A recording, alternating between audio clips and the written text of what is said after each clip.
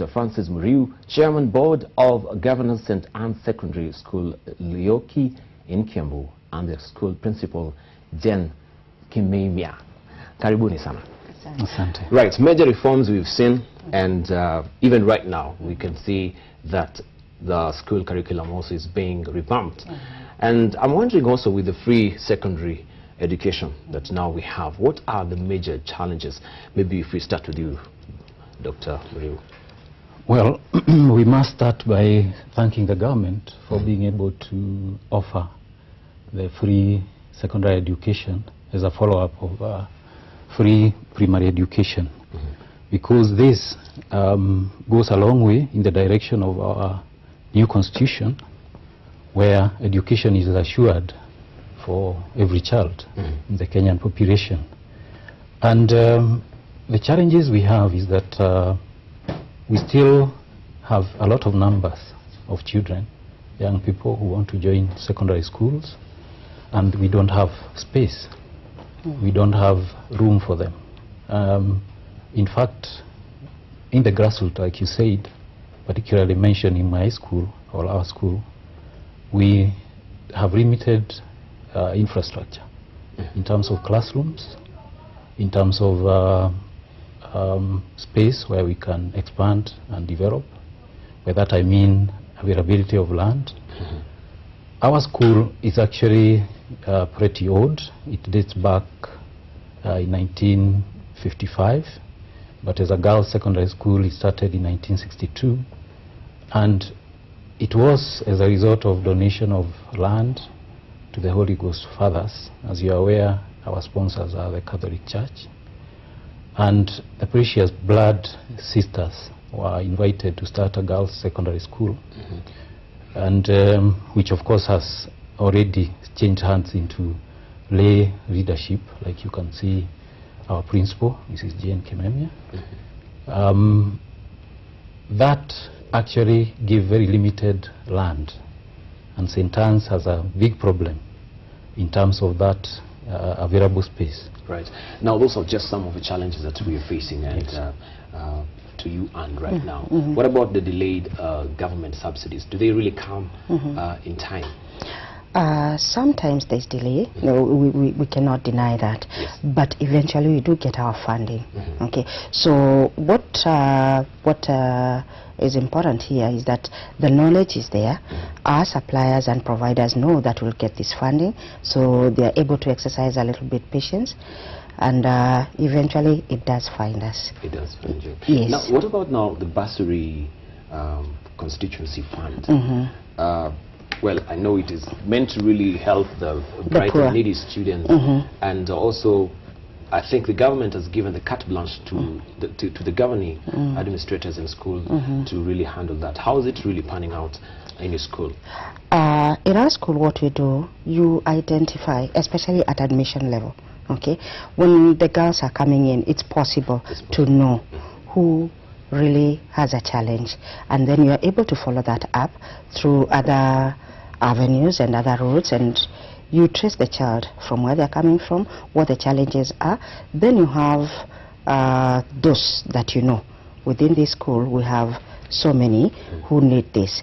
Then from there, it's simply a matter of advising them and their parents in order to fill out the necessary forms so that they may access the bursaries. Okay. Sometimes, as a school, we have to take up that challenge and really just request on behalf of the children. Right. Now, from the governing point of view, I think the government has given you much authority and carte blanche to make decisions to really come up with the provision of quality education. Do you think the government is really strong on this? The government is very strong on this, in that they have given Board of Governors, as the managers of schools, literally a free hand. Free hand in that you should be able to implement the education policies as they come, and actually that is ongoing and doing very well. Yes. Right. Now, the upgrade of now the schools to national schools that was done recently, we have like 100 of them right now, and they're bound to be admitting like 10,000 pupils. What criteria do you think they use to really like select these schools to be national schools, two in every county? One, the issue of space. Issue of space is very, very crucial. Does the school have sufficient space in order to expand? Because it's not just classroom. You need ground space for the students once they are in. You need enough facilities, sporting facilities, and other co-curricular activities. So that is key, a key item in the selection. Another, I would suppose, is performance. We're talking about provincial school. There's what is accepted as a mean score for any good provincial school, starting from 7.5 upwards. Now that is recognized as good performance in that provincial school. So if this is already in existence, then we look at that. The other would be the existing facilities. Do we have something to build on, or are we starting from level ground? So if there is already existing facilities in terms of the laboratories, in terms of the library, these are important, because then it means you have something to build on. Right. I'm given to understand St. Anne's is a provincial school? It is. It is a provincial So do you feel like you're left out? Maybe you're really straining at the leash to get that national title. We did feel left out. You felt? Yes.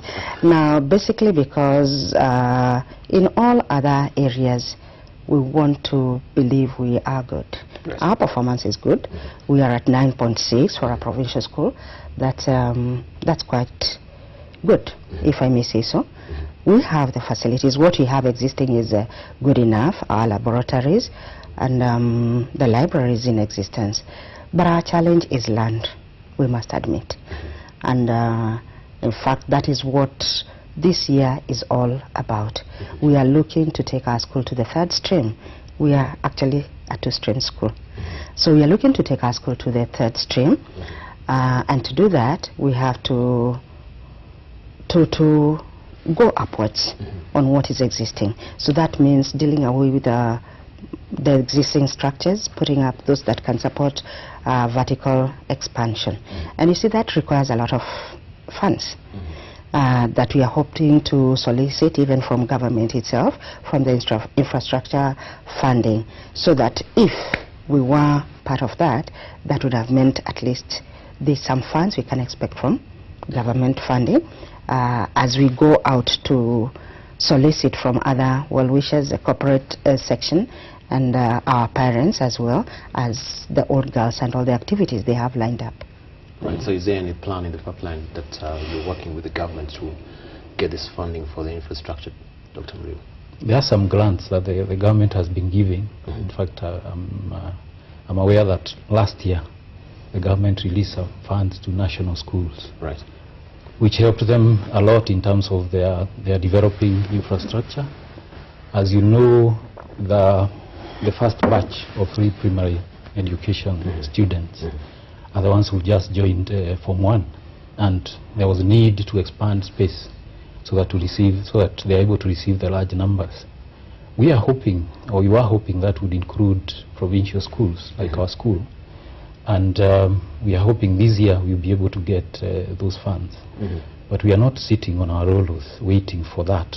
We do have activities as a school that I would want to mention here that are in the pipeline, and we would appeal to our well-wishers, stakeholders in the education sector, the corporate world, to join us and help us raise funds. One is that we are calling upon the alumni, the former girls of this school, a school that has churned out leaders in all sector of our society. We are calling upon them to come back and give back to the society. Right. There is activities in the pipeline. Yes, I think we're going to come back to those activities. Okay. Right. But now let's talk about the curricula itself right now. Yep.